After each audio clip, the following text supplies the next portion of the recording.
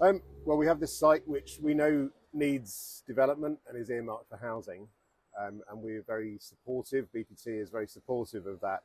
The problem is that the development plans that have come forward are proposing buildings that are far too high for Bath, and we don't think that this can go unnoticed or unspoken about. Now, the height of buildings in this particular area off the Lower Bristol Road, beside the river, have been, it would seem, going up and up through previous developments. I mean, Western Riverside isn't exactly tiny, is it? No, you're right, and they have been going up. And what we have here at the Elizabeth Park area with the two landmark buildings are buildings which were designed and intended to be exactly that, landmark buildings. They were intended to be the tallest buildings in this area of development. And back in 2008, 2009, there were concerns that the heights were rising. It meant that UNESCO intervened. There was a site visit here in 2009, and UNESCO basically said, okay, these two buildings are here. There's not much we can do about them, but these should be the largest, the tallest buildings. And as a result, Bath and North East Somerset Council created their building height strategy, which said that here on the valley floor, future buildings should be 4 stories with 2 stories on top recessed.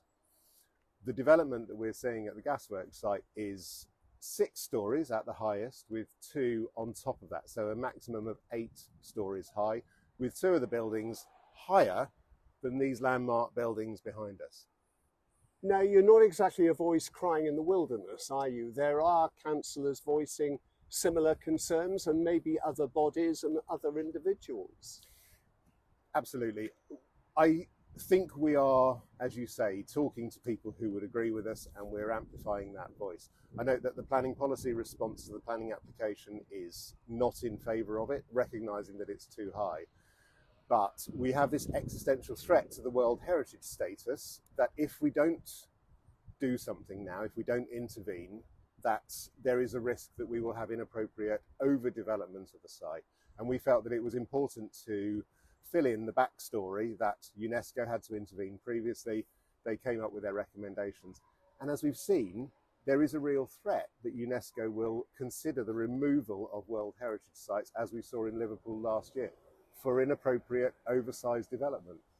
Now, I wanted to move on to the question of affordable housing, but I suppose putting forward the developers' point of defence, land is very expensive in Bath, and surely you're going to make more money by packing in as many houses and flats as you can.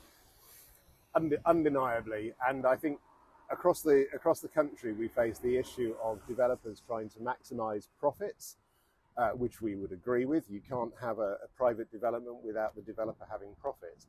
But there's a balance here that the smaller development, the lower the cost of actually creating the buildings.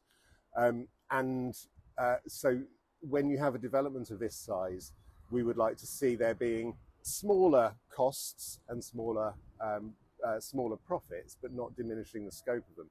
However, we also recognise that, yes, land prices are high. We have decontaminated land here. And so for future developments, what we would like to see is a better level of subsidy or support for private developers, maybe even using public money to decontaminate land, so that we can enable truly affordable housing for the people who need it in Bath.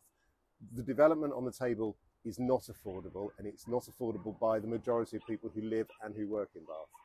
Now, local authorities haven't got that sort of money, so you're expecting the government to come in and subsidise developments.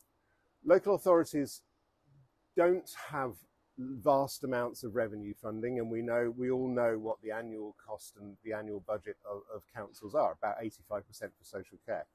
But it is possible to raise private money, and we know that, for example, Bath and North East Somerset is a large property owner in Bath. I think there is more potential to look at how public capital funding might pay for decontamination costs, because if people can buy, if the council can afford to buy buildings, it should be able to afford to buy capital that would decontaminate that land and enable lower housing costs. we have to say that we are next to the recycling centre, hence the noise of many bottles being poured. Now, a lot of people might say, or some people might say, it's all very well being critical of what might happen, but do you have the answer? We want to be, Bath Preservation Trust wants to be part of the answer, and I think we have some suggestions. So, for example, from the 4th of January 2023, the subsidy control scheme comes into play, which enables local authorities, public money to be used to support economic and social development, which enables low-cost housing. We think that this is a really good facility which should be used. We also think that there is the potential for universities, for the NHS to do as has been done in other parts of the country, and to buy private developments or invest in private developments to facilitate low-cost key worker housing at affordable rents, or shared equity, which goes beyond the first homes subsidy, but works on an income basis to support people to be homeowners or have low-cost rents. Alex, it does really feel as though we're just building housing for people to move out of London and come and live in Bath. They're the only people who can afford to buy here. It's true. I sadly think it's true. We have an economy here which is dependent upon many people who are on national living wage, or what we would hope is the real living wage, so at least it becomes affordable. But realistically, those salaries cannot afford any of these houses. The average house price of Bath Press, when it was approved last month, was listed as £580,000. That's beyond the means of the majority of people. It's certainly way beyond the means of people who are living on the average salary in the UK of around 30,000. And that makes it, to my mind, unaffordable for the majority of people who enable this economy in Bath.